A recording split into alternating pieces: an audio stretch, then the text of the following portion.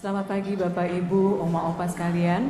Sebelum kita masuk di dalam perayaan Paskah kita, mari sama-sama kita mengambil waktu teduh sejenak.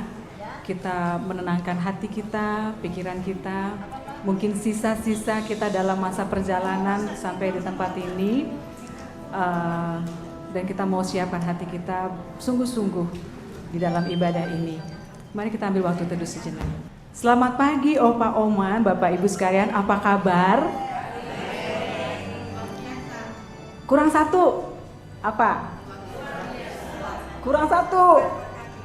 Baik, semangat, luar biasa. Sekali lagi ya, apa kabar Bapak Ibu Oma Opa sekalian? Baik, semangat, luar biasa. Iya, tepuk tangan dulu bagi kita semua. Harus ingat ya, kalau aku di sini, aku yang tanya apa kabar, jawabannya harus 3 itu. Baik, semangat, dan luar biasa. Amin ya. Mari kita saling salam Paskah. Mungkin kemarin hari Minggu kita sudah salam Paskah, tapi sekarang kita mau salam Paskah lagi. Kita bangkit berdiri, kita saling jabat tangan. Kita katakan selamat Paskah buat semua yang hadir pada saat ini. Mari.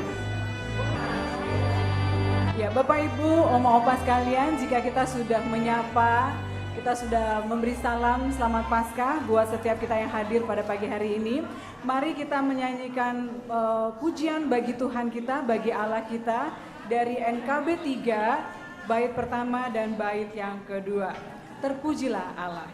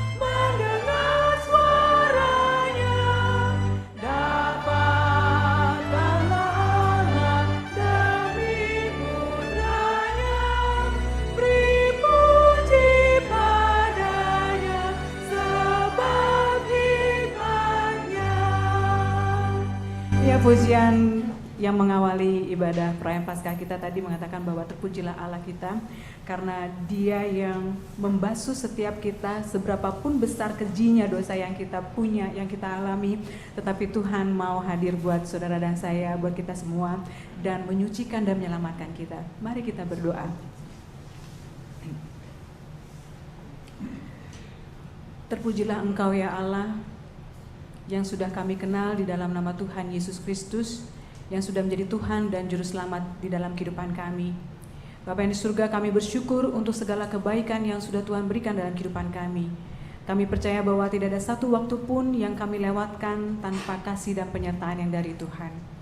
Bapa yang di surga, pada pagi hari ini, ketika kami bersama-sama berkumpul, kami mau memuji nama Tuhan, kami mau memuliakan nama Tuhan. Dan biarlah Tuhan sendiri yang menuntun mulut bibir kami, hati kami, untuk boleh sungguh-sungguh memuji dan memuliakan nama Tuhan.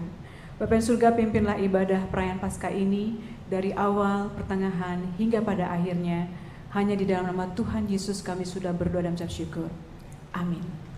Bapak Ibu, kalau kita ditanya, Bapak Ibu dan Opa Oma, kalau kita ditanya, apa yang kita ingat dari kehidupan Tuhan Yesus sepanjang yang kita tahu?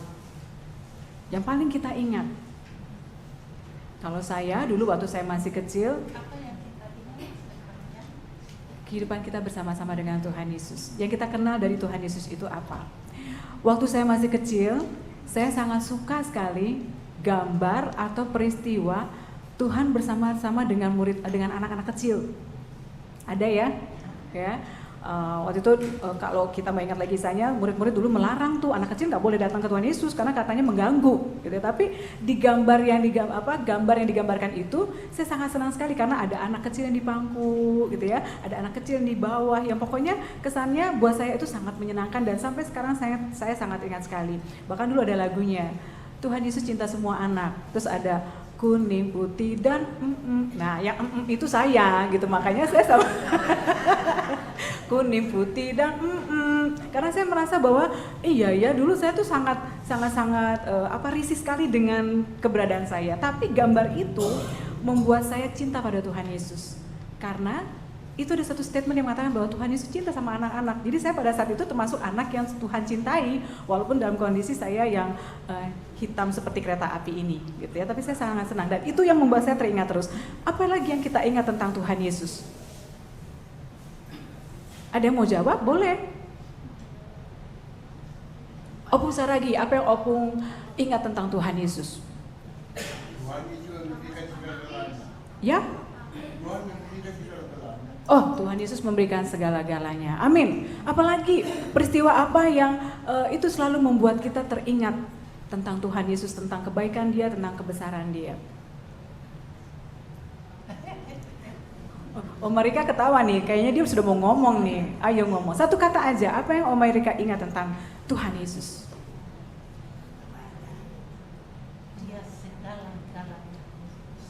Ya, seperti Opu Saragi juga mengatakan Tuhan Yesus adalah segala-galanya. Betul, segala-galanya. Saya punya seorang anak, saya kenal seorang anak. Saya nggak tahu kenapa gitu ya. Anak ini kalau ditanya tentang cerita Tuhan Yesus dia ingat. Tapi selalu dan bahkan sampai sekarang yang dia suka gambar, anak ini pintar sekali menggambar. Yang dia gambar itu cuma Tuhan Yesus yang disalib.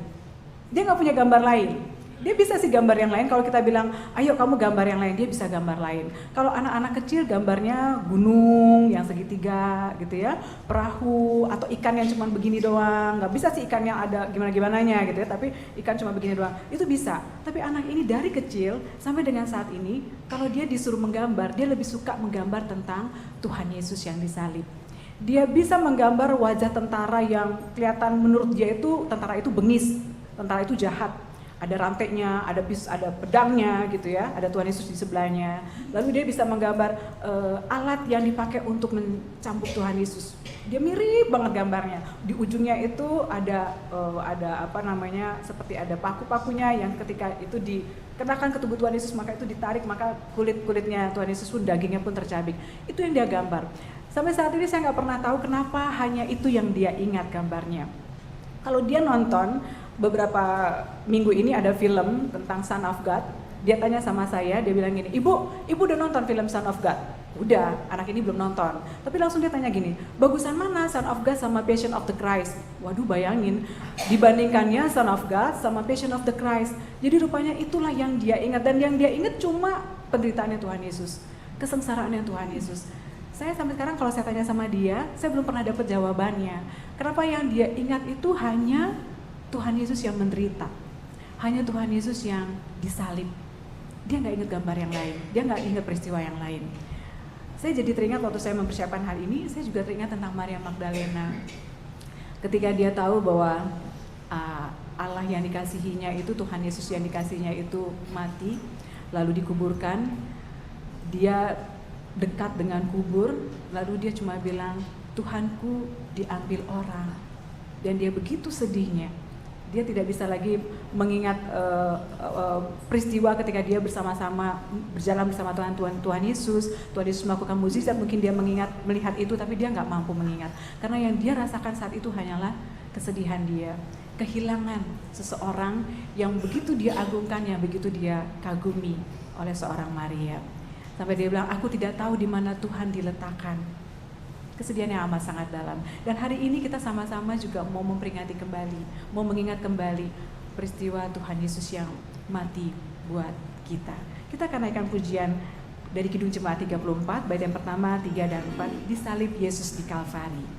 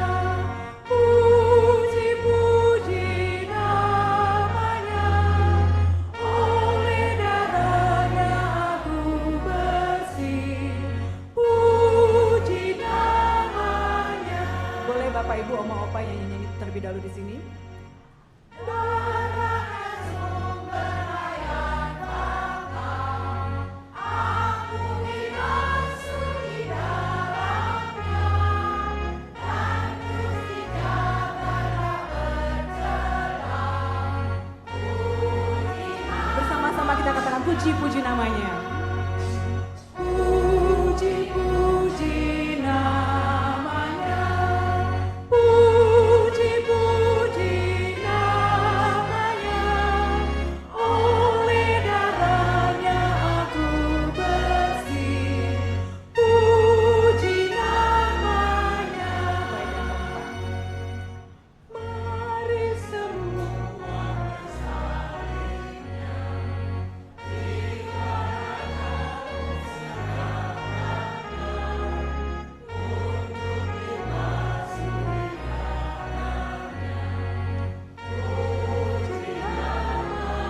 bersama-sama. Puji-puji namanya. Puji-puji namanya. Oleh darahnya aku bersih. Puji-puji namanya, sekali lagi. Puji-puji namanya. Puji-puji namanya. Puji-puji namanya. Oleh darahnya aku bersih. Puji namanya. Bapak Ibu, ada satu catatan di lagu itu yang sangat indah sekali. Oleh apa kita menjadi bersih? Oleh darahnya aku bersih. Enggak ada satu makhluk di dunia pun yang boleh kita akui yang bisa menyelamatkan kita, yang boleh mati dan dia bangkit untuk kita semua. Seberapa besar kasih orang sama kita, mungkin orang tua kita, mungkin siapapun orang yang kita kasihi, mungkin dia tidak pernah bisa memberikan kasih yang begitu besar seperti kasih yang Tuhan Yesus berikan buat kita semua. Amin. Amin. Kita akan juga melihat bagaimana Tuhan mengasihi oma-oma dari Paduan Suara Lansia yang akan menaikkan pujian. Saya persilakan.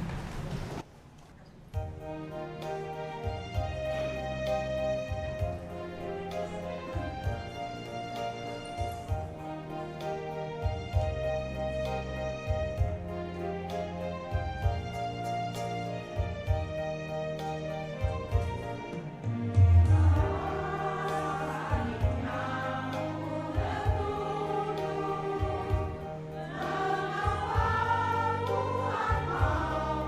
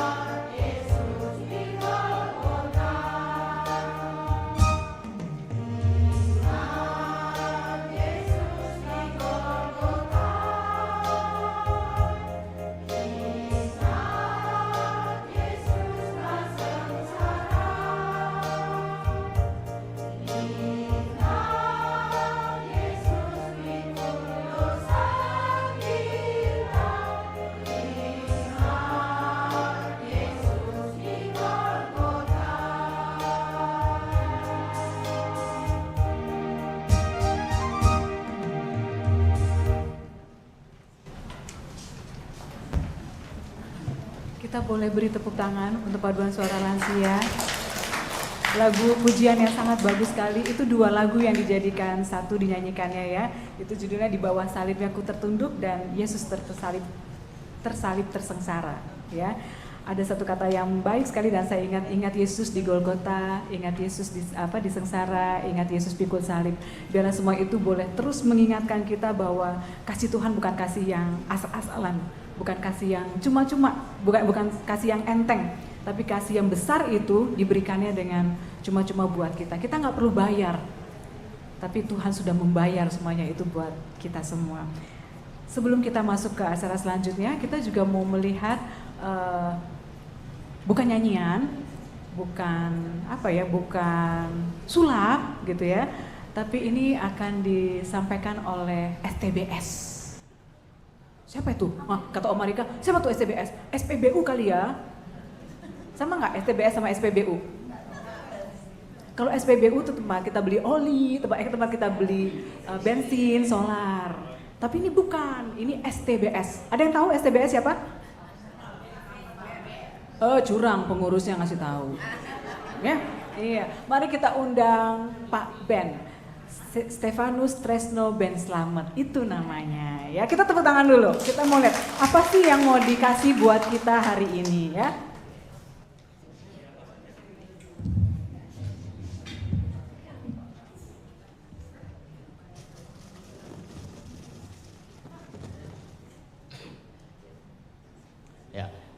Selamat pagi. Selamat Paskah. Ya, pagi ini terpampang di situ perayaan Paskah lansia.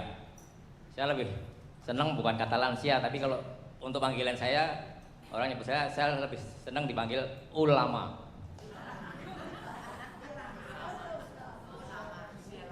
Ulama. Maksudnya apa?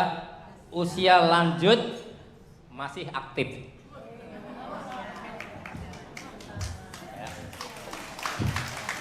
Walaupun usia udah lanjut, tapi saya tetap aktif.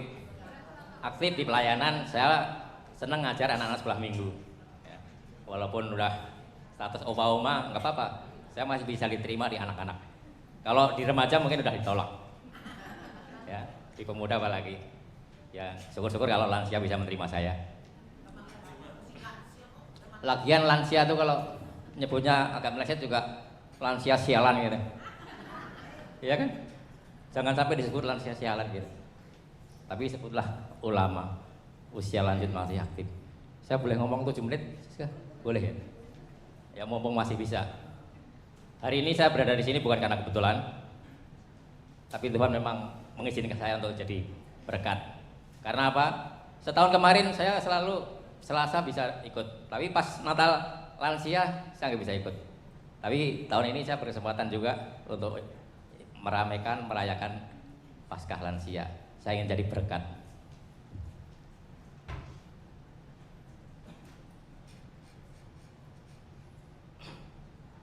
Saya ingin menjadi berkat dengan menghadirkan huruf K di tengah ini. Apa yang terjadi kalau misalkan huruf K-nya saya hapus?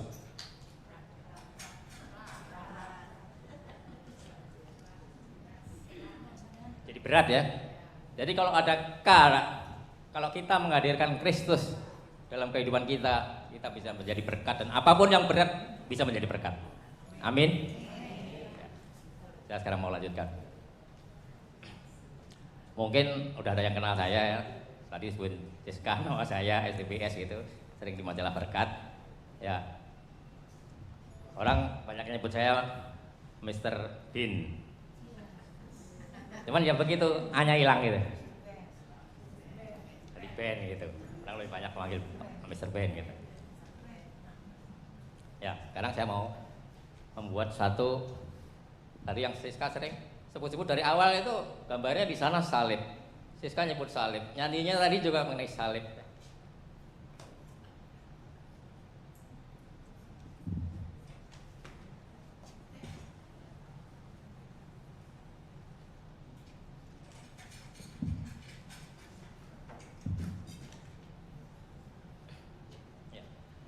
Salib kalau kita bikin cross,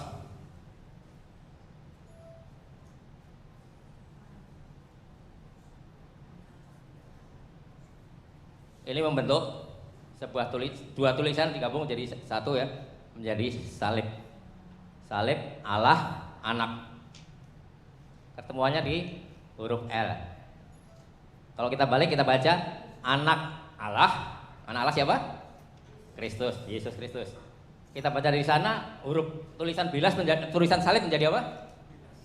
Bilas. Tadi kalau Siska bilang membasuh, mencuci ya. Itu. Darah Yesus dengan kematian di kayu salib sebagai anak Allah, sebagai kalau kita balik anak Allah atau Allah anak ya, manusia dan Tuhan sejati, membilas dosa kita menjadi bersih. Itu fungsi ilustrasi dari salib. Nah, sekarang saya mau membuat suatu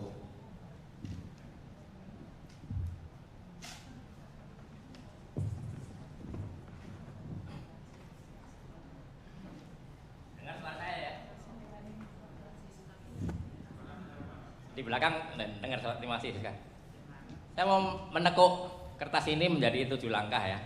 Pertama ditekuk begini. Ya, dilipat. Ya, dilipat bukan ditekuk, dilipat ya. Terima kasih atas koreksinya. 1 kali, kemudian tekuk lagi. Dilipat lagi, ya. Karena kalau udah kebiasaan itu mulut itu selalu, makanya jangan kebiasaan yang jelek akhirnya nanti ke bawah terus ya. Udah dilipat 2 kali. Ingat ya tadi ya. Tekuk dilipat pertama, dilipat kedua, lipat ketiga.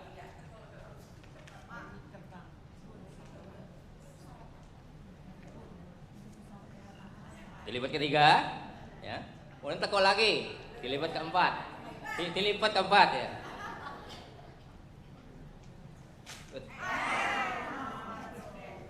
Saking antusiasnya. Keempat ya. Tekuk lagi 2 kelima, dilipat lagi. Menjadi yang ke 5 ya. 5 kan?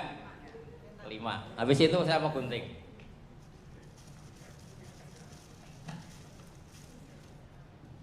Ini yang ke-6 ya.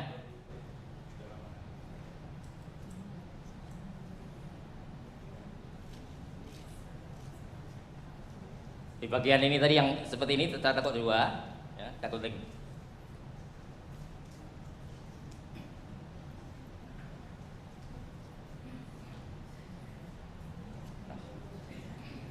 Mau dikasih perahu-perahuan. Bukan apa mau bikin burung melayang ya, bukan.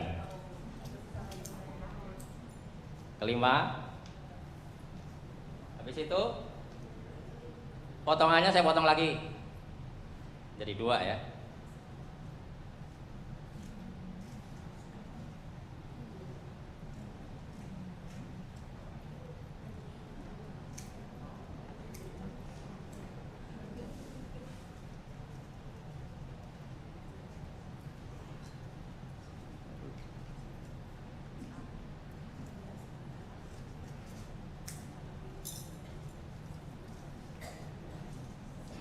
Ya, semua menjadi potongannya kecil-kecil itu ada 12 ya. 1, 2, 3, 4, 5, 6,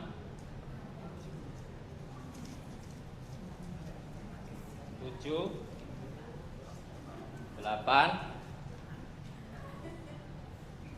9, 10, 11,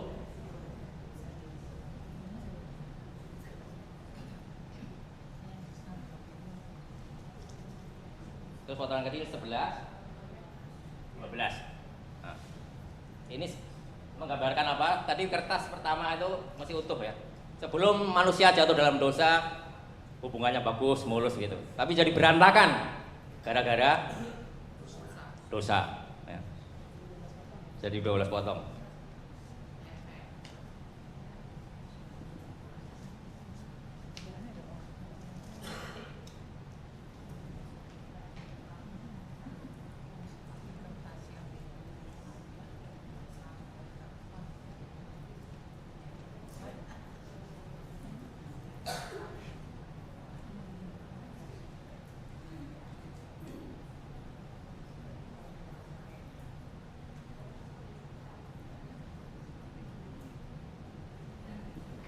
Sudah ada bentuk belum sih? Belum ya? Bingung ya?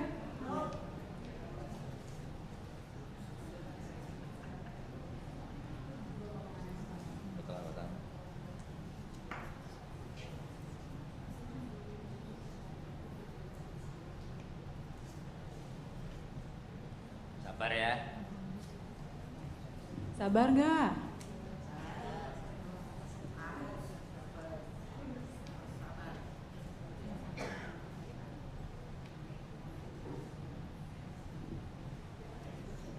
Udah mulai kelihatan bentuknya.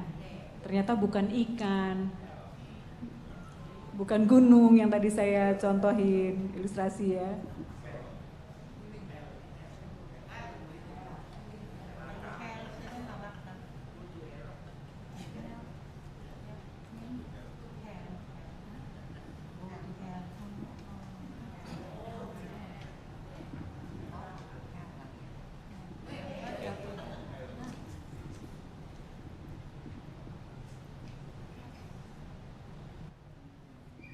Ya. Karena kejatuhan manusia dalam dosa, seharusnya manusia masuk ke hell. Tahu artinya hell? Neraka ya.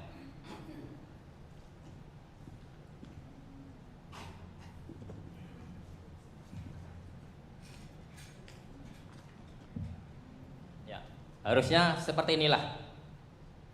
Terjadi jurang pemisah, harusnya manusia masuk ke dalam jurang dosa, hukumannya ke dalam neraka, ada panahnya. Tapi dengan karya keselamatan yang dimulai dari kitab Kejadian, aku akan memberikan keturunan dari si perempuan itu ya, nanti akan menjadi juru selamat. Sudah dimulai dari situ. Akhirnya digenapi yang kita peringati di hari Jumat Agung kemarin.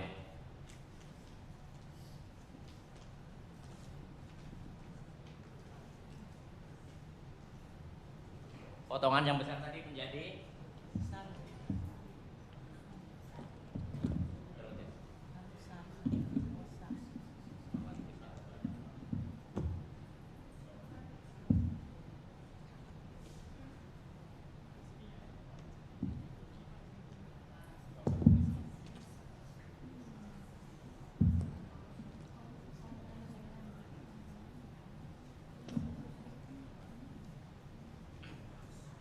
jadi salib, kematian Kristus membuat manusia yang harusnya masuk dalam jurang neraka, akhirnya ini bisa menjadi jembatan ya. Dan apa yang terjadi setelah kita percaya pada kematian Kristus di kayu salib, tulisannya berubah.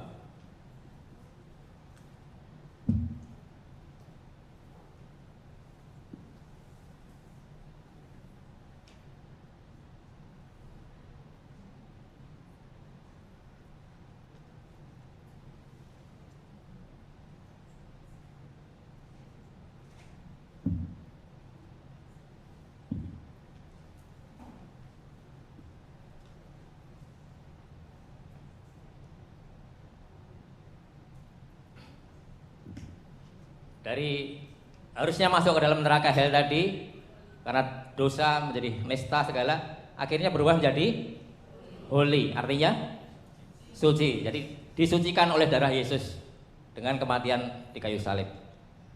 Itu semua masih ada satu lagi bisa terbentuk tulisannya ya.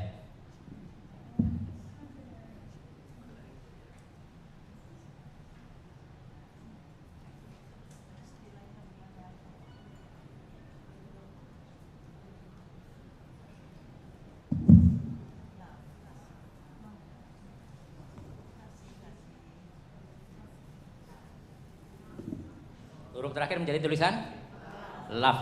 Itulah bunyi dari Yohanes 3 ayat 16. Karena demikianlah Allah mengasihi isi dunia ini, ya kasih ya, sehingga Ia mengaruniakan anaknya yang tunggal, supaya barang siapa yang percaya kepadanya tidak akan binasa, melainkan beroleh hidup yang kekal. Semuanya itu terbentuk menjadi suatu cerita. Tapi ini kejadian sungguh ya, kejadian di RRC, di mana seorang penginjil yang mau dihukum mati besoknya.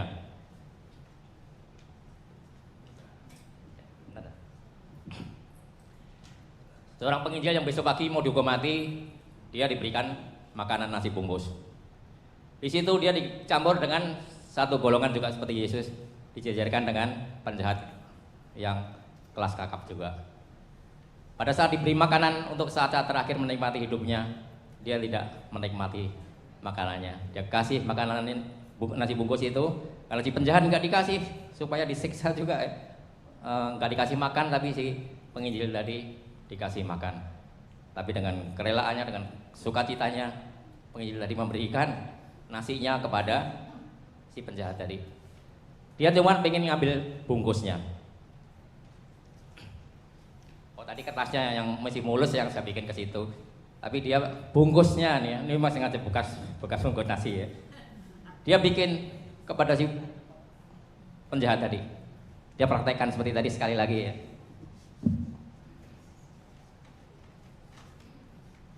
Dilipat ya, bukan ditekuk. Satu kali, dua kali,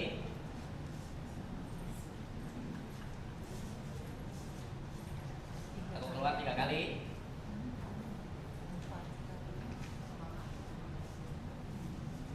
Tekuk. Ya, lipat ya. Berarti udah pada sadar, nggak ngantuk. Sekarang lipatan keempat. Ya cuma ditekuk-tekuk, dilipat-lipat aja balik gitu ya. Terus kemudian ke 5.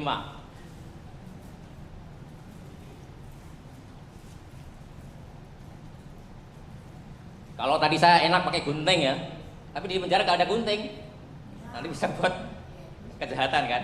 Nah, dia apa yang saya ceritakan tadi, dia ceritakan kepada si penjahat tadi, seperti itu. Cuma dia melakukannya dengan dipotong dengan tangan.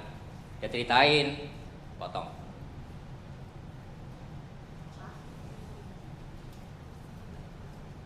Tentu tidak akan serapi kalau pakai gunting ya, tapi yang penting maknanya.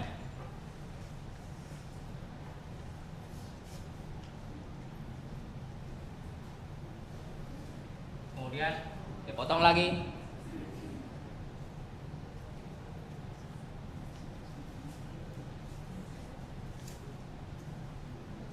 Terus potong lagi.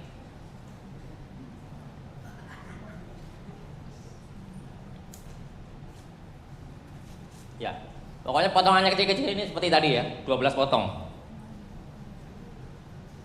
Dan yang terbentuk adalah ini yang kita mau tonjolkan ya. Salib ya.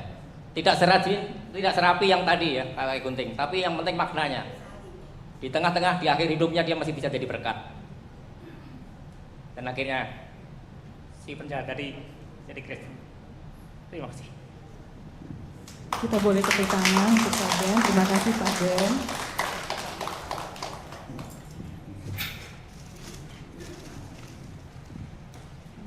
Ya Bapak Ibu sekalian, Oma Opa sekalian, memang tidak ada kasih yang paling indah, yang paling agung yang pernah diberikan untuk kita manusia di dunia ini. Hanya kasih Allah melalui Yesus Kristus yang sudah mati dan bangkit buat kita. Kita akan mempersiapkan hati kita untuk masuk di dalam firman Tuhan yang akan disampaikan oleh Ibu Pendeta Yael. Kita nyanyikan dari PKJ, Kasih Paling Agung.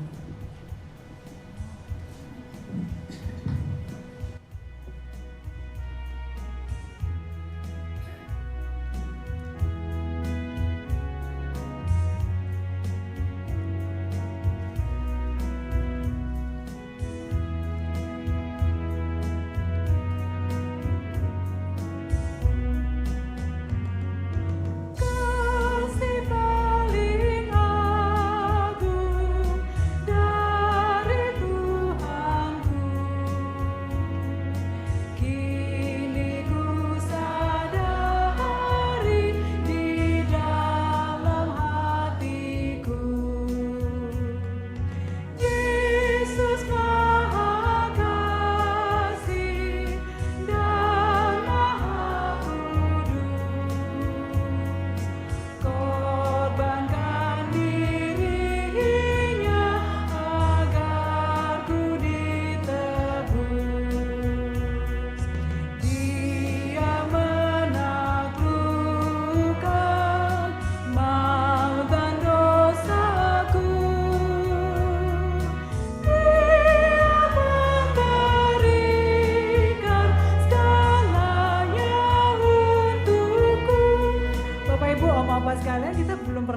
ini?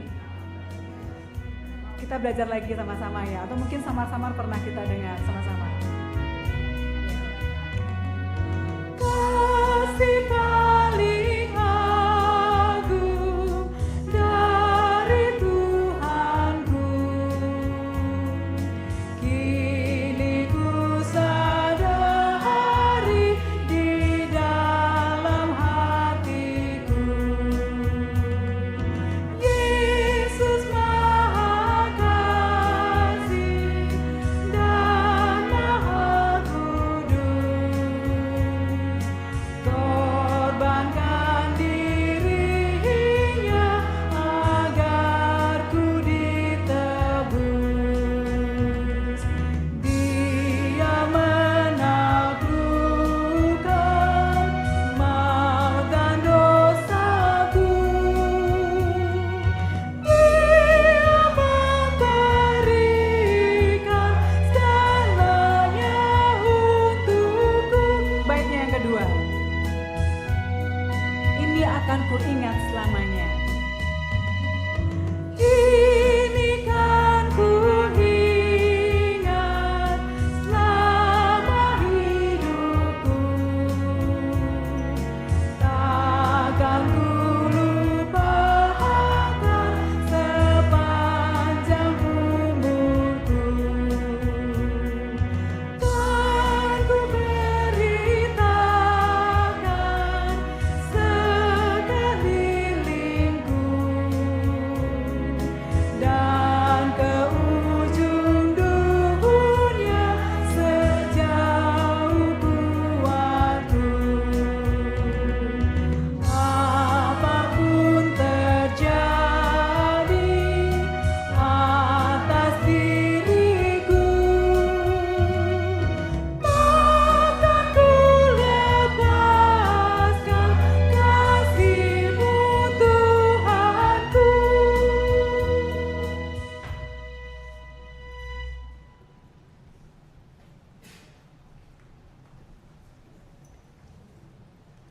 Mari Oma, Opa, Bapak, Ibu yang terkasih di dalam Tuhan, kita berdoa.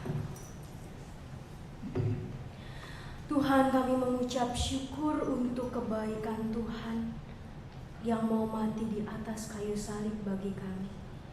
Kami manusia yang lemah dan penuh dengan keterbatasan, tapi Tuhan peduli dan mau mengerti kami.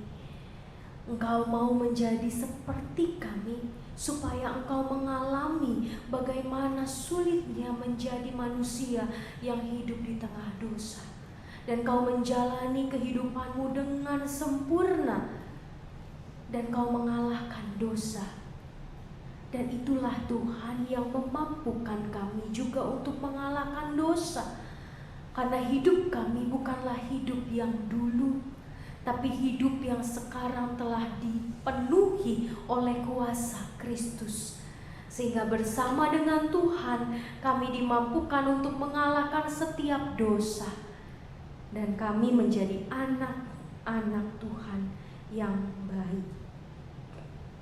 Terima kasih Tuhan untuk kesempatan bagi kami merayakan dan mengenang kembali kasih setia Tuhan. Dan hari ini kami mau belajar sedikit dari firman Tuhan. Kiranya Engkau yang mau menolong kami untuk memahami makna kebangkitan-Mu lebih dalam lagi. Demi Kristus Allah yang mengasihi kami dan kami kasihi, kami berdoa dan mengucap syukur. Amin. Selamat siang Oma, Opa, Bapak, Ibu terkasih di dalam Tuhan. Selamat Paskah. Senang sekali bisa jumpa lagi kita dalam keadaan sehat. Semua sehat Bapak Ibu, Om Opa? Sehat. Puji Tuhan. Kita mau buka sama-sama firman Tuhan kita pada pagi hari ini. Kita mau mengambil satu bagian dari Lukas pasal 24.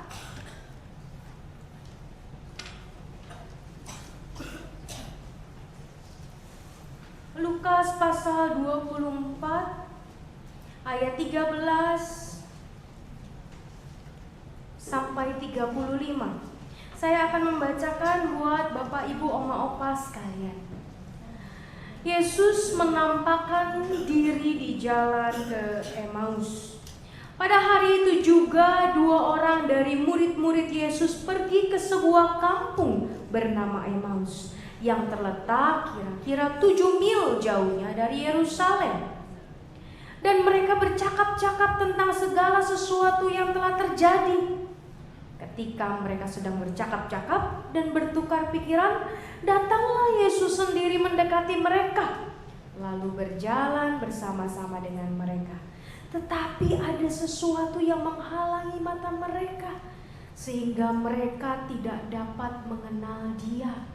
Yesus berkata kepada mereka, "Apakah yang kamu percakapkan sementara kamu berjalan?" Maka berhentilah mereka dengan muka muram.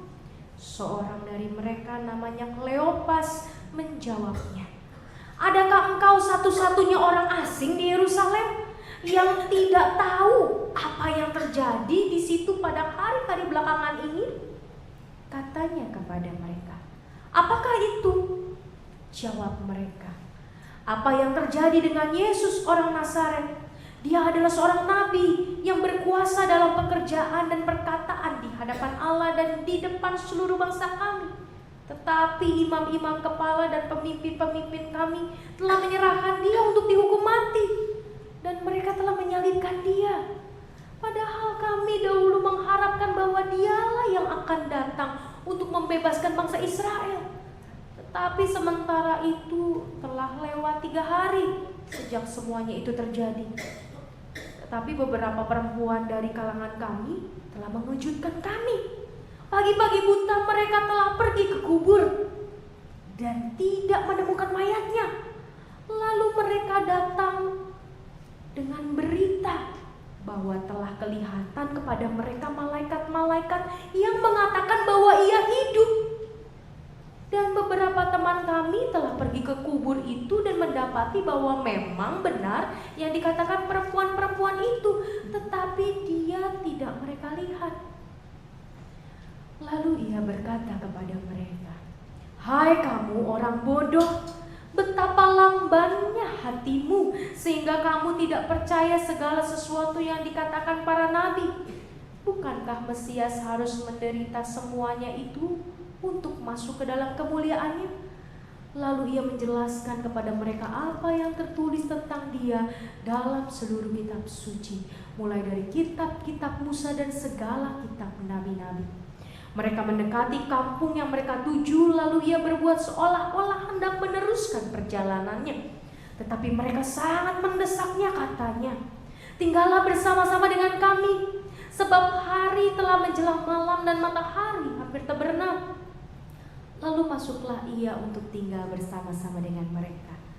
Waktu ia duduk makan dengan mereka, ia mengambil roti, mengucap berkat, lalu memecah-mecahkannya dan memberikannya kepada mereka.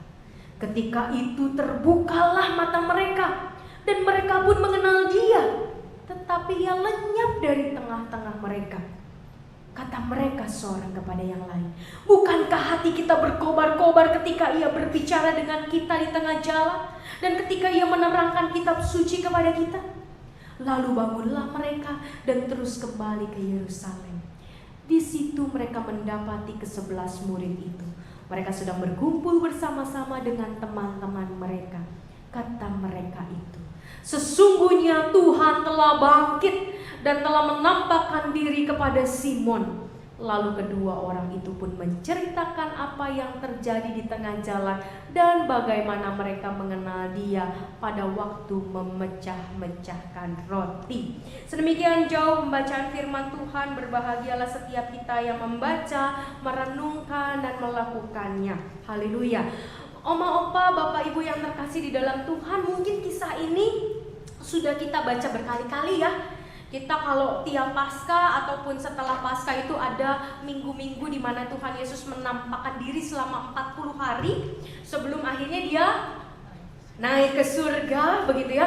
Ada beberapa kisah yang memang setiap tahun pasti kita baca. Hari ini kita diingatkan kembali tentang kisah ke Emmaus. Dikatakan ini ada beberapa yang menarik, paling nggak kita hari ini mau menekankan 3 hal dari bacaan kita. Yang pertama adalah, Bapak Ibu yang terkasih, ada kata yang unik yang kita baca dari firman Tuhan dari Lukas 24 ini. Kalau di sini dikatakan pada ayat 13, saya bacakan lagi. Pada hari itu juga 2 orang dari murid-murid Yesus pergi ke sebuah kampung bernama Emmaus yang terletak kira-kira 7 mil jauhnya dari Yerusalem. Kenapa ya Alkitab itu menulis bahwa ada kota namanya Emmaus yang terletak kira-kira 7 mil dari Yerusalem, dan tidak hanya mengatakan bahwa para murid pergi ke Emmaus. Ternyata Yerusalem dan Emmaus ini adalah simbol, Bapak Ibu yang terkasih. Simbol apa? Kota Emmaus itu berada di sebelah barat Yerusalem. Jadi kalau Yerusalem di sini, baratnya dari sisi saya di sebelah sini. Kalau ini kan Jawa Tengah, Jawa Barat di sini, Jawa Timur di sini, begitu ya. Jadi kota Emmaus ini berada di sebelah barat Yerusalem. Barat itu tempat matahari terbenam apa terbit, Bapak Ibu? Terbenam. Terbenam ya, terbenam. Yang terbit itu di timur. Para murid setelah Yesus mati merasa gundah gulana. Kalau bahasa anak sekarangnya galau, begitu ya. Kenapa mereka galau? Paling tidak ada 4 perasaan yang berkecamuk di dalam hati mereka. Yang pertama adalah rasa takut. Tuhan kami ditangkap. Dia nabi besar, bisa buat air jadi anggur, bukan anggur jadi air ya Bapak Ibu ya. Kalau anggur jadi air itu anggur kasih air terus sampai bening jadi air gitu ya. Tapi ini air jadi anggur. Orang mati bisa bangkit, luar biasa. Orang buta sejak lahir bisa melihat. Orang lumpuh bisa berjalan. Orang yang kerasukan roh jahat bisa bebas. Luar biasa yang dilakukan Yesus. Tapi dia mati. Astaga, apalagi kita yang gak bisa apa-apa. Bisa bayangkan ya, perasaan para murid Yesus yang bisa melakukan begitu banyak mukjizat itu mati. Apalagi kita. Sehingga mereka berusaha untuk menyembunyikan diri. Ada yang kabur begitu ya. Bahkan ketika Yesus disalib, murid-muridnya tidak ada di sekitar mereka, Yesus begitu ya. Entah kemana semuanya. Lalu bahkan ketika Yesus meninggal itu, mereka mengunci diri dalam satu kamar. Mereka tutup kunci jendela, mereka tutup pintu begitu ya. Mereka hanya ada di dalam rumah dan tidak mau keluar. Takut ditangkap dan takut mengalami hal yang serupa dengan Yesus. Lalu yang kedua, itu tadi perasaan takut. Yang kedua perasaan kecewa. Kalau tadi kita perhatikan ya, kalau Lukas menjelaskan bagaimana para murid ini kecewa. Kami berharap dia membebaskan bangsa Israel. Oh, mau ngebebasin tapi kok mati. Waduh, kesel rasanya gitu ya. Dia kan padahal bisa ini, bisa itu. Orang mati aja dia bangkitkan. Masa dia gak bisa turun dari salib? Benar gak Bapak Ibu? Kalau dipikir-pikir ya, Tuhan Yesus itu bisa mencelikan mata orang buta. Masa dia tidak bisa sentuh hati Pilatus? Dia gak bisa sentuh hati orang banyak itu, supaya mereka tidak menyalibkan dia, tapi mengagungkan dia dan mengangkat dia sebagai raja. Kok gak bisa sih? Kecewa luar biasa para murid ini. Kesel. Lalu perasaan yang ketiga adalah perasaan ada takut, ada kecewa, ada sedih. Kenapa sedih? Karena sekarang mereka gak punya pemimpin lagi. Dan selain itu, mereka yang tadinya gembar-gembor, saya mau ikut Tuhan, sampai kapanpun mau ikut Tuhan, begitu dengan setia mengiringi kemanapun Yesus pergi. Tapi akhirnya kabur juga. Waduh, nyesel. Apalagi yang namanya Petrus, aduh nyeselnya, saya bisa ngebayangin bagaimana nyeselnya Petrus. Yudas nyesel sampai akhirnya bunuh diri. Nyesel banget, aduh kenapa ya saya kok bodoh banget. Kok saya lakukan itu sama Tuhan saya, sama guru saya yang sudah bela saya, yang sudah mengajar saya, yang sudah memberkati saya sedemikian rupa. Kok saya begitu, kok ya tega banget ya saya. Oh nyeselnya luar biasa. Bapak Ibu pernah rasa suami, sama istri, sama anak, nyesel gitu ya. Salah ucap sama saudara, nyesel banget gitu ya. Ini sama Tuhan, waduh nyeselnya luar biasa. Sama satu lagi, mereka marah. Mereka marah sama para pemimpin Israel. Mereka marah, kenapa? Kok Yesus diberikan peradilan yang tidak adil? Gak adil loh Bapak Ibu. Karena Pilatus sudah bilang, saya tidak menemukan satupun kesalahan pada dirinya. Orang gak ditemuin kesalahan kok ya dihukum. Marah kan pasti. Marah sekali para murid. Jadi paling tidak ada 4 perasaan yang mendominasi hati mereka, yang membuat mereka sangat galau. Mereka sedih, mereka takut, mereka kecewa, mereka marah. Waduh, kalau perasaan itu udah campur aduk, mereka jadi buta, Bapak sekalian. Kota Emmaus melambangkan ketika masalah itu berkecamuk, ketika perasaan yang gak menentu itu berkecamuk membuat galau. Kita ini, para murid juga bisa membawa diri kita menjauh dari terang. Dan terang matahari itu dari timur dan tenggelam di barat. Masalah seringkali membuat kita menjauhi terang. Kalau kita udah marah, kita udah kesel, kita udah gak bisa kontrol mulut kadang gitu ya. Kita gak bisa kontrol pikiran. Pikirannya udah negatif aja, mulutnya juga udah negatif aja begitu ya. Belum hati. Kalau udah kesel, kadang-kadang kalau Tuhan Yesus bilang jangan sampai kamu marah setelah matahari terbenam. Ini sampai terbenam berkali-kali masih marah gitu ya. Apalagi kalau misalnya sama suami, sama istri gitu. Aduh suamiku ini nyebelin banget gitu. Udah puluhan tahun menikah, nggak berubah, diomongin nggak berubah, kesel. Biasanya kalau dulu awal nikah, kalau tidur ngadep suami gitu ya, sekarang udah ngebelakangin aja, gak mau lihat mukanya, wis kasih pantat aja gitu ya. Nah Bapak Ibu yang terkasih, ketika masalah datang seringkali kita dibuat menjauh dari terang. Yerusalem itu ternyata berasal dari 2 kata. Yerusalem itu berasal dari bahasa Ibrani. Yang pertama adalah yarah, dan yang kedua adalah shalom. Nah, kalau shalom kita mengerti ya. Shalom Bapak Ibu, dari jauh dengan shalom artinya damai sejahtera. Apakah arti kata yarah? Yarah itu artinya mengajarkan, mengalirkan, menyatakan, memberitakan. Itu kata yarah. Jadi Yerusalem pada saat itu punya makna linguistik atau makna dari bahasanya sendiri, dari asal kata itu sendiri, artinya kota di mana pengajaran Allah itu dinyatakan, kehendak Allah itu dinyatakan, damai sejahtera itu dialirkan dan dilimpahkan. Dan ketika kita punya masalah, kita menjauh dari itu semua. Kita menjauh dari Allah, kita menjauh dari firman Allah. Firman Allah, kalau kita lagi kesel, coba ya kalau kita lagi happy menjalankan firman Allah itu kan enteng ya Bapak Ibu. Tapi kalau kita lagi kesel, lagi bete, kalau anak sekarang bilang lagi bad mood gitu ya, ngelakuin firman Allah yang sederhana aja, susahnya minta ampun rasanya gitu kan ya. Jadi ketika ada masalah, hidup kita itu seringkali menjauh dari Tuhan, menjauh juga dari firman-Nya, menjauh juga dari jalan-jalan. Itulah kenapa kemudian ketika mereka berjalan 7 mil, 1 mil itu kalau diubah ke kilometer itu 1,5 kilometer, betul gak ya? Kayaknya kurang lebih begitu ya. Jadi kalau 7 mil, 7 dikali 1,5, 10,5 kilometer.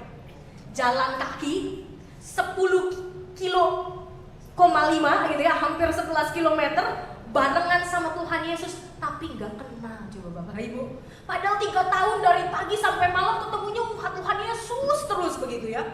Walaupun memang katanya, kata para penafsir gitu ya, waktu itu muka Yesus bercahaya sehingga membuat mereka tuh gak bisa melihat begitu ya. Kemuliaan Yesus tuh luar biasa sehingga mereka melihat ini Yesus yang berbeda. Tapi kalau kita mau melihat dari sisi yang lain, kalau mereka mengenal kemuliaan Allah setiap hari, maka mereka tidak akan tidak mengenali pekerjaan Allah. Kalau mereka betul-betul mengenal, karena tiap hari sebetulnya mereka melihat kemuliaan Allah, betul Bapak Ibu? Tiap hari mereka melihat mukjizat. Yesus memecah-mecahkan roti dari berapa? 5 roti dan 2 ikan, sisanya 12 bakul loh Bapak Ibu ya, bukan piring. Kalau piring itu ya paling ujung begini gitu ya, piringnya segini. Ini bakul. Saya bingung gitu gimana caranya Tuhan ngelipat gandakan gitu ya. Tapi luar biasa sekali. Mereka melihat mukjizat demi mukjizat. Mereka melihat betapa Tuhan tuh wah luar biasa mulia. Jadi sebetulnya ketika Yesus yang bangkit, yang bersinar, seharusnya itu tidak membuat mereka yang sampai tidak mengenal jalan kaki bareng-bareng 10 km lebih begitu ya, tapi gak bisa mengenal. Karena hati mereka yang menjauh dari Allah. Jadi kalau kita apa yang mau kita pelajari, 3 hal yang mau kita pelajari hari ini, Bapak Ibu yang terkasih dalam Tuhan. Yang pertama adalah masalah membuat kita seringkali menjauh dari Tuhan. Masalah seringkali membuat kita menjauh dari kehendak Allah, dari jalan-jalan Allah. Ketika kita mulai galau. Tapi yang kedua, di dalam perjalanan menjauh itu, Yesus tetap bersama. Yesus tetap bersama mereka. Yesus tidak melupakan mereka. Bisa saja kemudian Yesus berpikir, mereka juga ninggalin saya, sekarang mereka putus asa, ya syukuri, gitu ya. Bisa aja Yesus begitu kan? Dan Yesus sudah gak mau peduli lagi, udah gak usah nampakin diri, gak usah menguatkan mereka. Yang penting tugas saya sudah selesai. Wis mati, wis bangkit, bentar lagi naik. Dan Yesus bisa pakai waktunya untuk melakukan hal yang lain, dan bukan menampakkan diri, menguatkan iman para murid. Masalah bisa membuat kita menjauh dari Allah, tapi ingat, ketika kita menjauh dari Allah, Allah tidak pernah menjauh dari kita. Di dalam masalah tetap ada Allah yang seringkali kita tidak bisa rasakan. Kenapa? Karena masalahnya terlalu kita pikirin. Kita fokusnya sama masalah dan tidak fokusnya pada Allah. Ketika ada masalah datang, kita larinya ke teman dulu, ke suami, ke istri, ke anak. Mama nih begini, oma nih begini, aku tuh begini, itu bukan ke Tuhan. Fokusnya pada masalah ini susah sekali, ini berat sekali, aduh menyakitkan sekali, aduh gak enak, gak suka. Bukan fokus pada Allah, tapi fokus pada sakitnya menderita. Fokus pada beratnya masalah. Bukan fokus pada apa yang dapat kita lakukan bersama dengan Tuhan menghadapi masalah itu. Ada Tuhan. Perjalanan ke Emmaus adalah perjalanan menuju kegelapan. Tapi di tengah perjalanan menuju kegelapan itu, Tuhan Yesus tetap beserta mereka. Walau mereka gak sadar, tapi akhirnya sadar. Ya Bapak Ibu sekalian, kalau kita melihat dari Lukas 24, akhirnya mereka sadar. Ketika apa mereka sadar? Ketika Yesus simpel banget ya Bapak Ibu. Orang mecahin roti, kok mereka bisa langsung terbuka? Kok mereka bisa langsung terbuka? Yang tadinya Tuhan bilang kamu ini bodoh dan lamban. Karena kita gak fokus sama Tuhan, hidup kita jadi lamban Bapak Ibu sekalian. Harusnya kan kita sebagai anak Tuhan itu mendapatkan kehidupan yang punya percepatan tinggi. Makin hari makin baik, makin hari makin sukacita, dan makin hari levelnya makin tinggi. Kelasnya makin naik. Kita boleh sekolah cuma SD, tapi iman kita gak boleh iman anak SD, setuju? Kita boleh sekolah cuma sampai SMP, tapi iman kita gak boleh seperti anak SMP. Kita boleh sekolah sampai S1, S2, S3, tapi iman kita harus lebih dari S3. Itulah iman anak Allah. Kita punya percepatan, makanya Tuhan bilang, kamu ini lambat. Kenapa kamu gak fokus sama aku? Kalau fokus sama aku kan ngeliatnya ke atas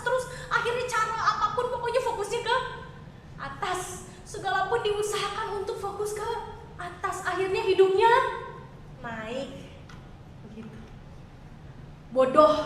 Kenapa Tuhan Yesus mengatakan mereka bodoh? Masalah bisa membuat kita bodoh. Bodoh tuh artinya apa Bapak Ibu sekalian? Bodoh tuh misalnya begini. 1 ditambah 1 sama dengan 2. Kita tahu ya 1 tambah 1 sama dengan 2. Tapi pas ulangan kita jawab 3. Itu bodoh gitu ya. Udah tahu hal yang benar tapi tidak dilakukan, itu bodoh. Udah tahu mengampuni itu benar tapi tidak dilakukan, itu bodoh loh Bapak Ibu ya.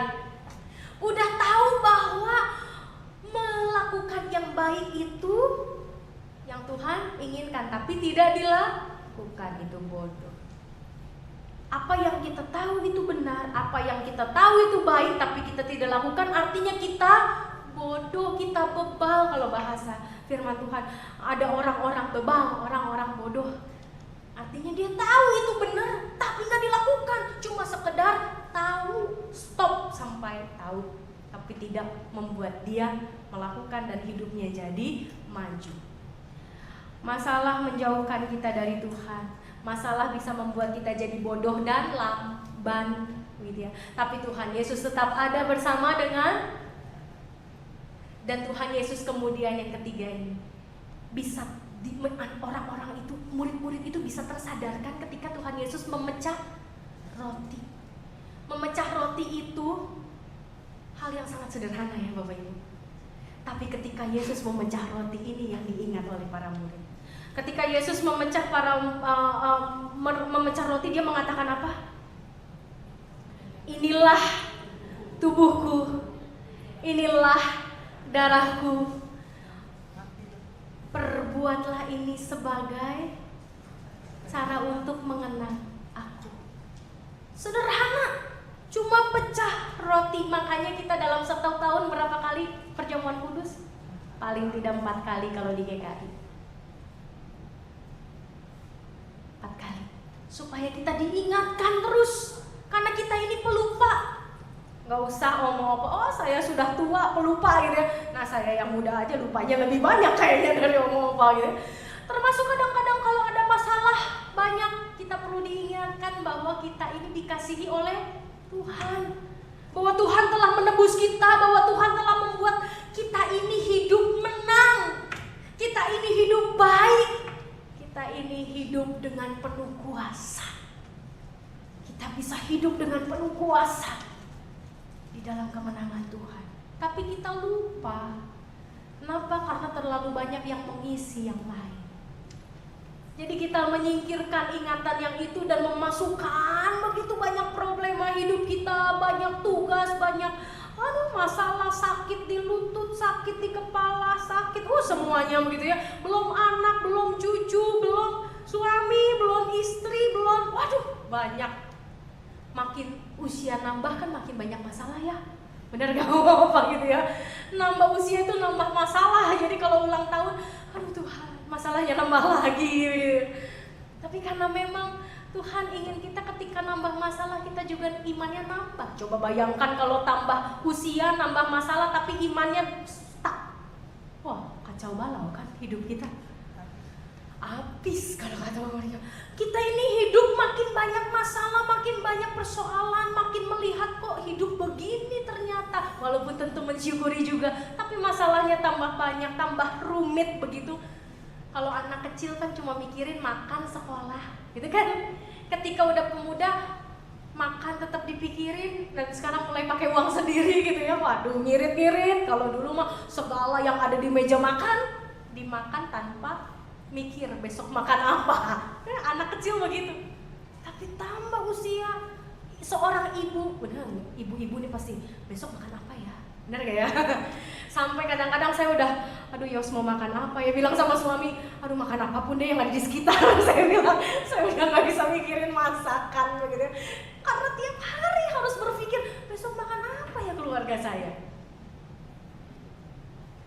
Menemukan jenis masakannya aja, bukan soal uangnya saja gitu ya, tapi menemukan jenis masakan. Hari ini tahu di balado, besok tahu digoreng, lusa tahu dipepes, bolak-balik di tahu juga gitu ya Bapak Ibu. Tapi mikirin jenis makanannya aja, rasanya saya mendingan pergi ke Padang. Saya keluar naik motor, udah gue nggak mau masak hari ini, saya pergi makan Padang aja. Bapak Ibu sekalian, tambah masalah. kalau iman kita segitu-segitu, maka kita tidak akan bisa melewati hidup dengan baik. Maka kita tidak akan bisa berjuang untuk bisa melewati masalah tambah hari. Karena penyakit pun tambah usia tambah penyakit ya, bukan hanya tambah masalah ya. Kalau masih muda sakitnya paling salah otot ngangkat barang karena merasa kuat gitu, ngangkat tiba-tiba waduh salah nih. Saya punya tukang pijit langganan yang katanya sekarang udah jadi tukang pijit satu gereja juga gitu. Banyak jemaat yang ibu kalau ini ke bapak itu aja gitu, bolak-balik ke situ. Itu kalau dia udah mijit, Neng ngangkat apa lagi? Nggak apa-apa Pak gitu. Jadi dia tahu pokoknya kalau saya error itu badannya pasti panggil dia. Entah saya ngangkat cucian lah, entah karena saya postur pendek gitu ya, ngejemur lah gitu. Tiba-tiba aduh salah gitu. Waduh, itu muda, tua nambah. Penyakitnya tambah. Yang tadinya nafas masih kuat naik tangga, sekarang naik tangga aduh. Biasa saya naik tangga udah nyampe gitu ya. Aduh, sekarang kalau ngomong Pak ya suruh ibadah di atas pasti protes semua, jangan di atas dong gitu ya. Naiknya aja setengah mati. Jadi iman kita pun harus bertambah. Dan ingat bahwa setiap kita menikmati perjamuan kudus, kita diingatkan sengsara Tuhan bahwa Dia mau mati buat kita, Dia mau berkorban buat kita, Dia mau merasakan bagaimana jadi manusia lewat memecah roti dan meminum anggur. Jadi kalau misalnya kita perjamuan di sini bukan hanya untuk menikmati roti tawar yang walau sepotong begitu ya. Kalau bisa dikasih roti coklat, mungkin roti coklat Bapak Ibu ya, tapi roti tawar dia bersama dengan anggur, kita di situ sedang mengingat sengsara Tuhan. Kita sedang mengingat bagaimana Tuhan rela memberikan segala sesuatu. Dan 3 hal yang dialami oleh para murid tadi. Mereka menjauhi terang, tapi bersama dengan Tuhan mereka akhirnya bisa melihat terang itu kembali. Dan akhirnya mereka disadarkan, ada perasaan yang berkobar-kobar, mereka dipulihkan. Kalau tadi ada perasaan takut, mereka tidak takut lagi. Kenapa? Karena Yesus yang mereka sembah, Yesus yang mereka akui sebagai guru, ternyata memang bukan orang sembarangan. Walaupun bukan Superman, Tuhan Yesus gak bisa terbang gitu ya. Dia diangkat ke surga memang begitu ya, tapi dia bukan Superman yang terbang begini begitu ya. Tapi mereka yakin bahwa pilihan saya tidak salah. Junjungan yang kupilih, Yesusku penebus. Junjungan yang saya pilih nggak salah, nggak salah. Takut lenyap. Orang mau tangkap saya silahkan. Kenapa? Karena saya menyaksikan Tuhan yang telah disalibkan, yang sudah babak belur itu bangkit. Nggak ada rasa takut lagi. Kenapa? Karena menyaksikan dengan kepala, dengan mata, dengan hati, menyaksikan bagaimana Yesus memecah roti. Waduh, saya merinding Bapak Ibu sekalian. Saya merinding kalau saya merasa ada di situ karena nggak mengalami ya. Kita langsung bagaimana Yesus itu ada di depan kita tuh kita nggak ngalamin langsung. Tapi kalau kita mencoba untuk merasakan para murid, wah, luar biasa, merinding Bapak Ibu sekalian. Takut lenyap, kecewa, lenyap. Kenapa? Karena Yesus mampu memberikan lebih dari yang mereka harapkan dari seorang manusia. Mereka kan mengharapkan orang yang bisa membawa mereka lepas dari penjajahan. Tapi Yesus lebih dari seorang yang membebaskan mereka dari penjajahan, tapi memberi mereka sukacita. Sehingga kalau melihat Paulus dibelenggu, di penjara, tapi masih bisa bernyanyi buat Tuhan. Betul ya Bapak Ibu? Sampai akhirnya rantai terbuka, pintu penjara terbuka dan Paulus bisa keluar. Luar biasa sekali. Tidak ada lagi rasa kecewa, yang ada rasa bangga.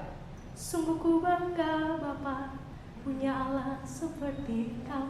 Bangga walau Tuhan saya telah mati, tapi Tuhan saya tidak seperti manusia lain yang cuma mati, dia bangkit.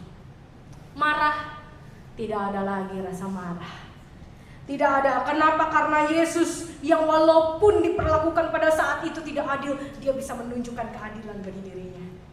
Dia bangkit dan tidak ada yang bisa menekannya. rasa sedih karena ditinggal, rasa sedih karena kecewa, marah pada diri sendiri. Oh, ternyata saya tidak bisa membela Tuhan. Ternyata saya tidak ditinggalkan Tuhan. Waduh, ini penghiburan luar biasa Bapak Ibu. Ketika kita berkali-kali menyakiti hati Tuhan, tapi Tuhan tidak pernah mau menyakiti hati kita. Berkali-kali kita menggagalkan rencana Tuhan, tapi Tuhan tidak pernah menggagalkan rencana Dia untuk kita. Berkali-kali kita berusaha untuk menjauh dari jalannya, tapi berkali-kali Tuhan bawa kita menuju jalannya. Tuhan tidak pernah menyerah. Tapi iblis juga tidak pernah menyerah. Jadi hati-hati ya Bapak Ibu ya. Ketika kita tahu, kita yakin yes, Tuhan Yesus tidak pernah menyerah. Saya yakin dan percaya Tuhan Yesus akan nyertain saya. Walau saya jatuh, Tuhan angkat saya. Saya jatuh lagi, Tuhan angkat saya. Karena Dia setia. Tapi iblis juga setia. Dan satu-satunya pembelajaran yang bisa kita ambil dari iblis adalah kesetiaan dan kerja kerasnya menjatuhkan anak-anak Tuhan. Jadi ketika kita tahu bahwa Yesus sudah menang, jangan kemudian kita terbang dulu Bapak Ibu ya. Kita harus tetap waspada. Makanya Petrus mengatakan, berjaga-jagalah dan berdoalah sebab iblis mengaum-ngaum siap menerkam orang yang bisa diterkam. Ada kata bisa, artinya ada yang bisa diterkam, ada yang tidak bisa. 3 hal dari perjalanan ke Emmaus. Masalah seringkali membuat kita menjauh dari Tuhan. Masalah seringkali membuat kita kehilangan damai sejahtera, sukacita. Tapi ingat, di dalam masalah ada Tuhan Yesus. Di dalam masalah ada Kristus. Di dalam masalah ada Bapa. Dan Dialah yang akan menuntun kita bagaimana supaya kita sadar, ingat penderitaannya. Dia luar biasa. Nggak ada Allah yang mau menderita seperti Dia menderita. Dan ketika kita mengalami 3 hal ini, maka kita akan diangkat. Dan kita akan menang melewati setiap persoalan. Terus menang, terus berjuang, terus waspada. Dan kita semakin hari semakin menjadi pribadi yang dipulihkan. Selamat Paskah. Kiranya kuasa kebangkitan menyertai kita yang walaupun sudah lemah, sudah lanjut usia, makin banyak masalah dan makin banyak penyakit, tapi tidak kalah oleh masalah dan tidak kalah oleh penyakit. Amin. Amin. Tuhan Yesus memberkati. Mari kita berdoa. Tuhan pengasih dan penyayang, kami sungguh mengucap syukur karena di tengah persoalan, di tengah gelapnya dunia, di tengah begitu banyaknya problema hidup kami tahu bahwa ada satu yang bisa kami andalkan, yaitu Tuhan Yesus. Kami tahu ada seorang yang begitu mengasihi kami, yang walau kami menjauh dari terang, kami menjauh dari jalan Tuhan, terus menyertai kami dan membuat kami kembali ke jalan Tuhan. Kami mengucap syukur Tuhan untuk kasih kesetiaan, kerja keras, ketekunan yang sampai saat ini dapat kami rasakan.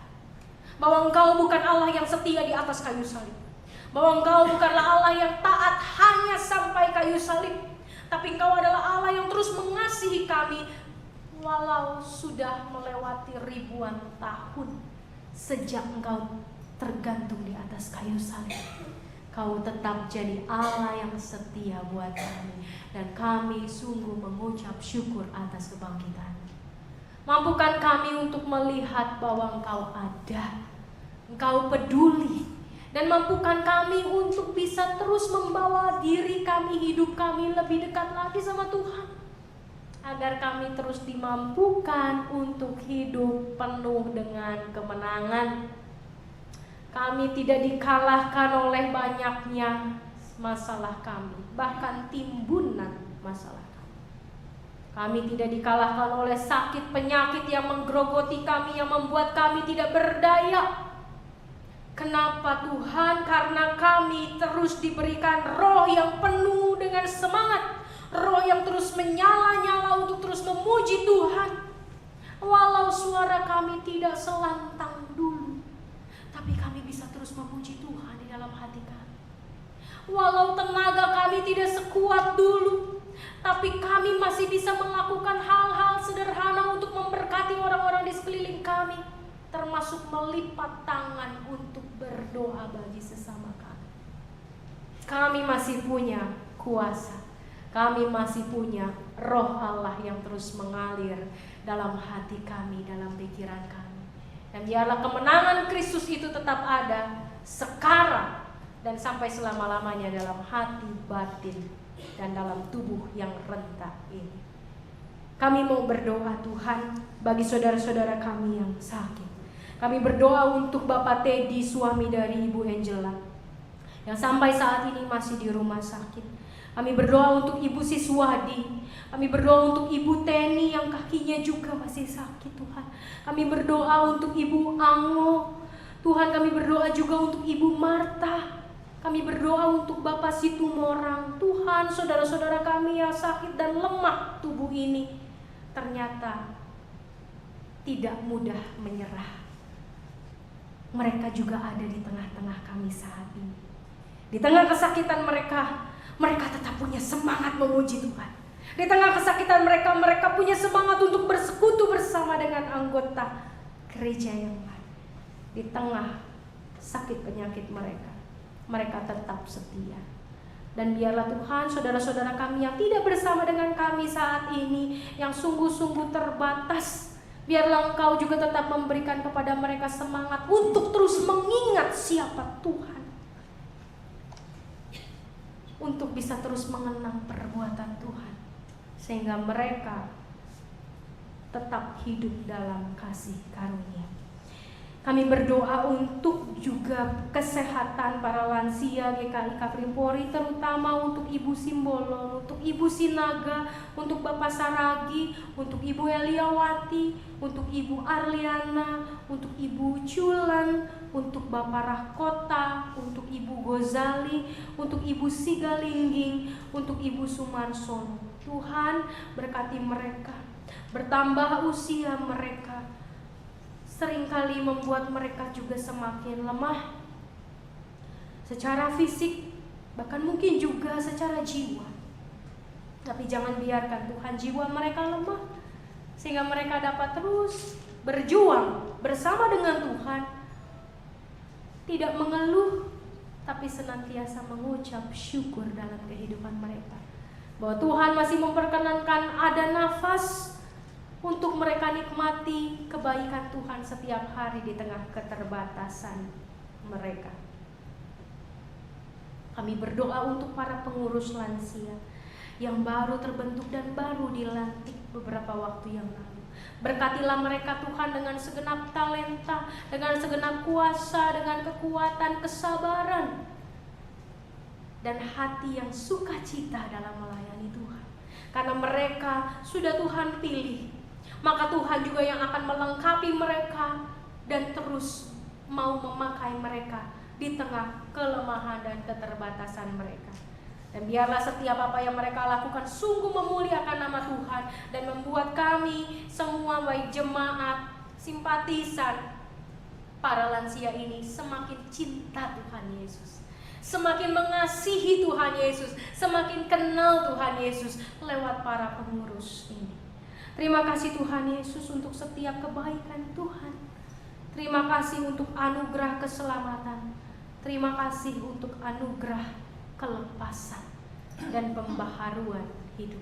Kiranya Tuhan, Engkau yang terus menopang, menolong, dan membaharui hidup kami. Dalam nama Tuhan Yesus Kristus, kami berdoa dan mengucap syukur.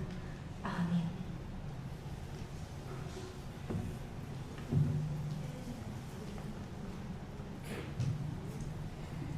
Ya, Bapak Ibu sekalian, Opa-Oma sekalian, hari ini saya terberkati sekali karena bukan cuma dari firman Tuhan yang kita boleh dengar, tapi hari ini Tuhan memberikan begitu banyak orang yang mau dipakai Tuhan di dalam pelayanan ini. Tadi kita mendengar paduan suara lansia, lalu kita melihat STBS ya, Pak Ben, Mr. Ben dengan kreativitasnya. Dan hari ini belum sampai kita mengakhiri ibadah ini, ada dua saudara kita lagi yang juga akan melayankan pujian buat Tuhan. sebelum kita mendengar Om Marika menaikkan 2 pujian yang berturut-turut ya, medley, kita akan mendengarkan pujian dari Om Saragi. Dia punya satu lagu yang mengingat dia akan cinta kasih Tuhan yang begitu luar biasa dalam kehidupannya, dan dia akan menaikkan pujiannya buat kita. Nanti kalau kita bisa sama-sama, kita tahu lagunya, kita juga bisa nyanyi sama-sama dengan Om Saragi ya.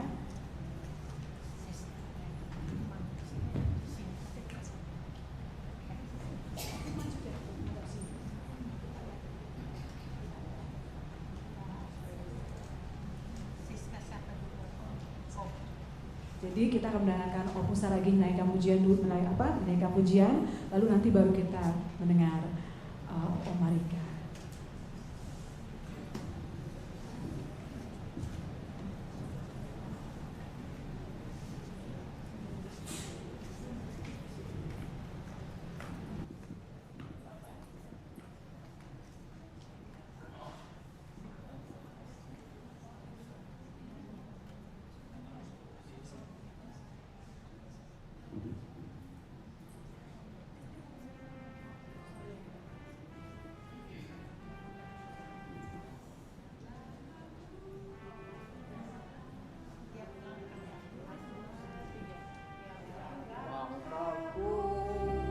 Diatur oleh Tuhan dan tangan kasih-Nya memimpinku.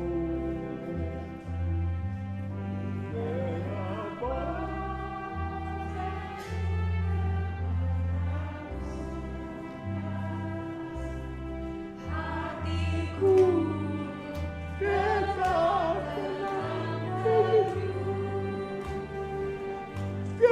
langkahku, ku tahu yang Tuhan pilih ke tempat diriku dihantarnya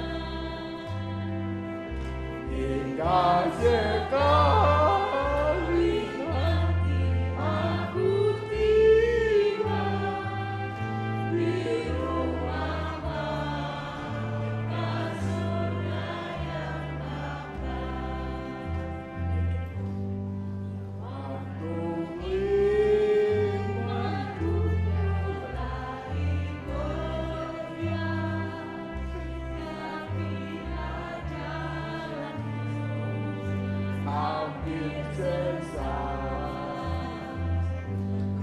pandang Tuhan penebus dosa, ku dengar sebab Dia dekat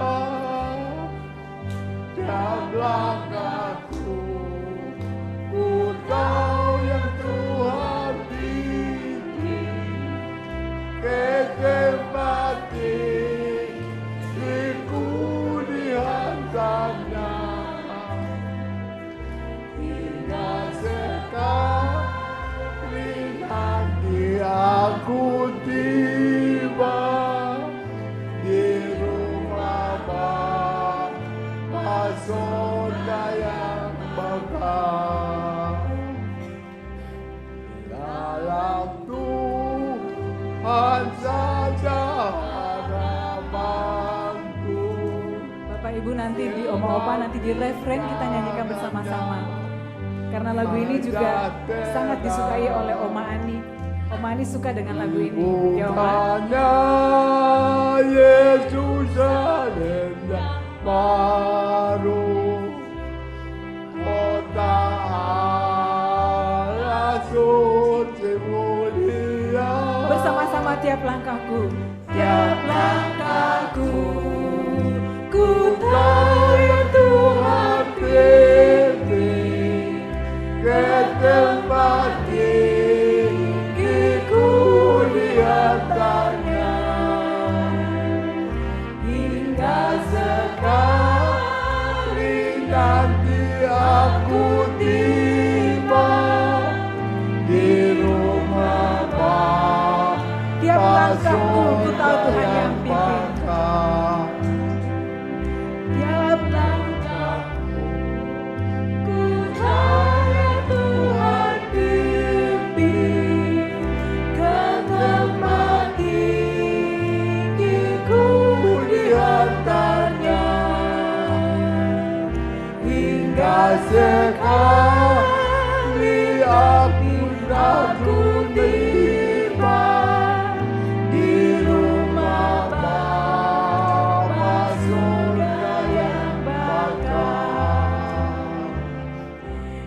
Bapak Ibu Oma Opa sekalian, kematian Kristus tidak membawa kesedihan. Kematian Kristus tidak membawakan kekecewaan atau ketakutan.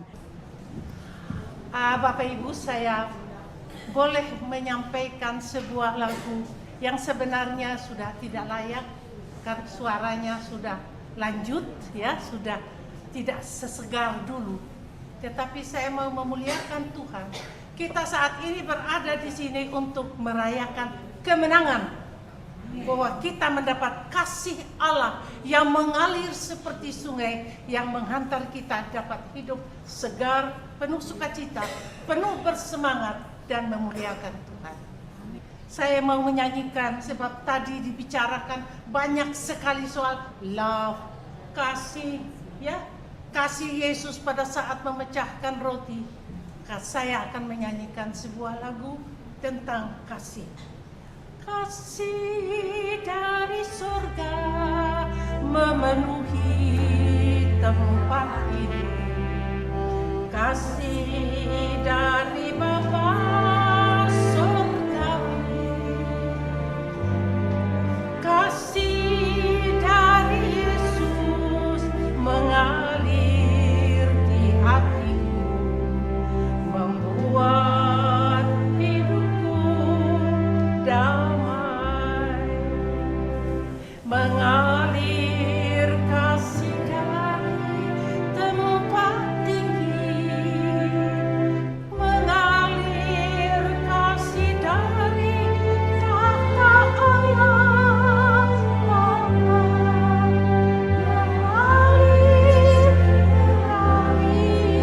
mengalir dan mengalir, mengalir memenuhi hidupku,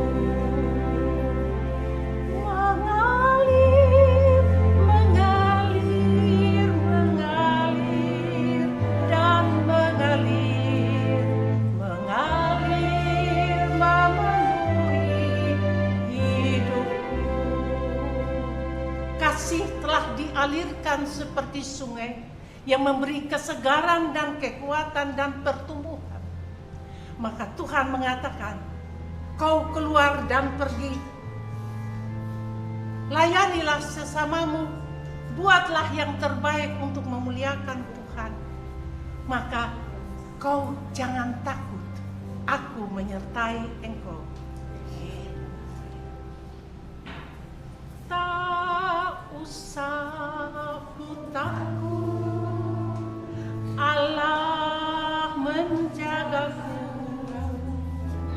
Tak usah ku bimbang, Yesus peliharaku. Tak usah ku susah, Roh Kudus hiburku. Tak usah ku cemas, Dia memberkatiku. El Shaddai, El Shaddai, Allah Maha Kuasa. Dia besar, Dia besar, El Shaddai mulia. El Shaddai, El Shaddai, Allah Maha Kuasa. Berkatnya melimpah.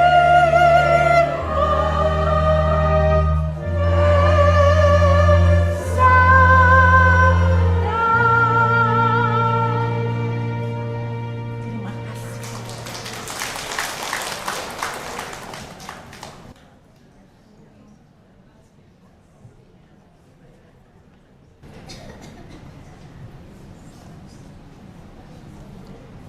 Saya nggak punya kata-kata penutup karena semua sudah dilengkapi oleh anak-anak Tuhan yang mengalami pengalaman pribadi bersama dengan Tuhan. Kalau tadi di awal saya tanya sama Bapak Ibu dan kita semua, apa yang mengingatkan kita tentang Tuhan Yesus? Dan itu semua sudah dijawab. Saya punya pengalaman sendiri. Saya dengan melihat gambar Tuhan Yesus yang sayang pada anak-anak, itu sudah mengingatkan saya tentang kasih Tuhan.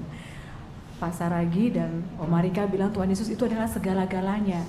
Murid Tuhan Yesus yang di Emmaus cuma melihat roti dipecahkan, dia mengingat Tuhan Yesus.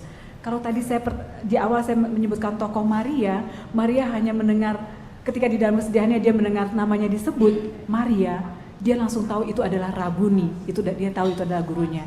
Setiap kita punya pengalaman pribadi bersama dengan Tuhan, dan biarlah kita terus mengingat kematian dan kebangkitan Kristus mengubah kehidupan saya dan juga Bapak Ibu, Oma Opa sekalian. Kita akan mengakhirinya dengan pujian yang tadi dinyanyikan oleh Om Marika, El Shaddai. Biarlah kita dengan mengingat kematian dan kebangkitan Kristus, kita tidak pernah takut lagi menjalani kehidupan kita. Mungkin kita takut dengan memikirkan penyakit, usia kita yang terus berjalan. Saya aja sudah mulai mikir takut dengan usia saya seperti ini. Tapi hari ini Tuhan ingatkan kita sekali lagi, tidak perlu takut. Karena apa? Tuhan beserta dengan kita. Mari kita bangkit berdiri. Bapak Ibu yang bisa berdiri, kita nyanyikan lagu ini bersama-sama.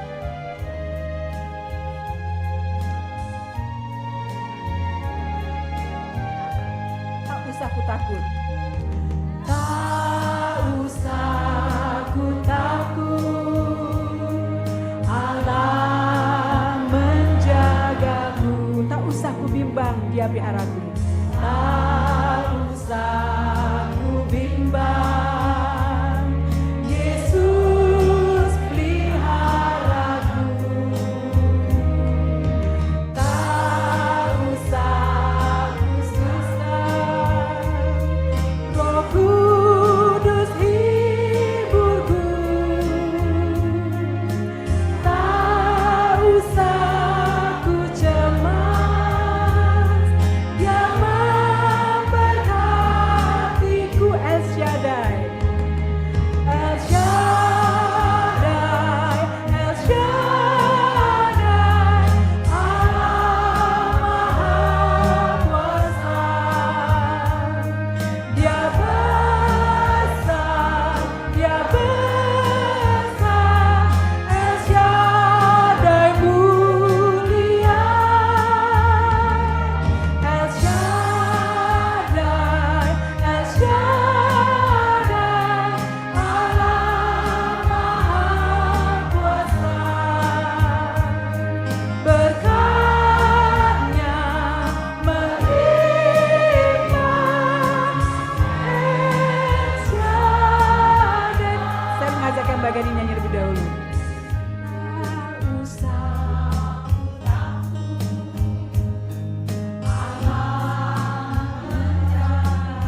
amin. Tak usah ku bimbang. Siapa yang pelihara kita? Yesus pelihara kita. Tak usah ku susah.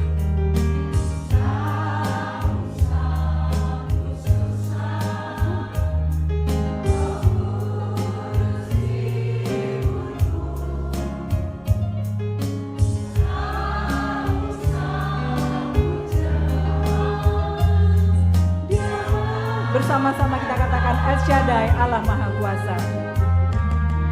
El Shaddai, El Shaddai, Allah Maha Kuasa. Dia besar, Dia besar, El Shaddai mulia.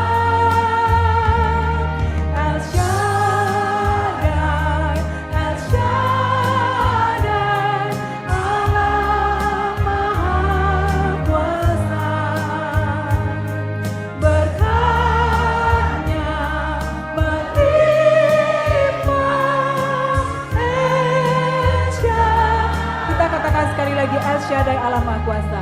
El Shaddai, El Shaddai, Allah Maha Kuasa.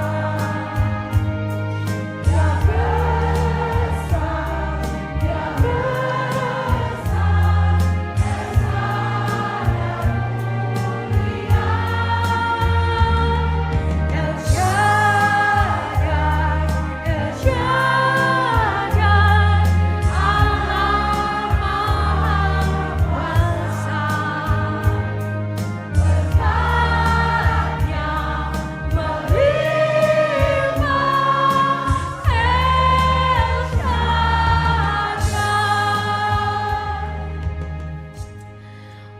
Bapak Ibu yang terkasih di dalam Tuhan, kita sudah di penghujung acara Paskah.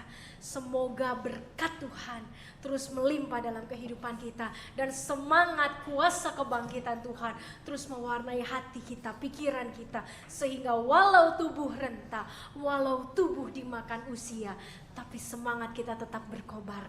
Seperti dua murid yang berjumpa dengan Tuhan, ketika mendengar Tuhan berkata-kata, mereka berkobar dalam hatinya. Berkobar dalam hatinya, walau banyak masalah mereka berkobar dalam hatinya karena ada Tuhan. Dan biarlah setiap kita terus dapat melihat Tuhan itu dekat. Dia bukan Tuhan yang jauh, Dia adalah Tuhan yang sejauh doa. Selama kita masih bisa berdoa, mungkin tidak dengan suara yang lantang, tapi di dalam hati kita berdoa, di situ ada Allah. Dan biarlah setiap kita menerima berkat Tuhan. Kiranya kasih karunia dari Tuhan yang telah memanggil setiap kita di dalam kemuliaannya yang kekal, Dia akan menopang kita, meneguhkan kita, menolong kita, menguatkan kita. Karena Dialah yang punya kuasa dari sekarang sampai selama-lamanya. Amin. Bapa, terima kasih. Bapa, terima kasih.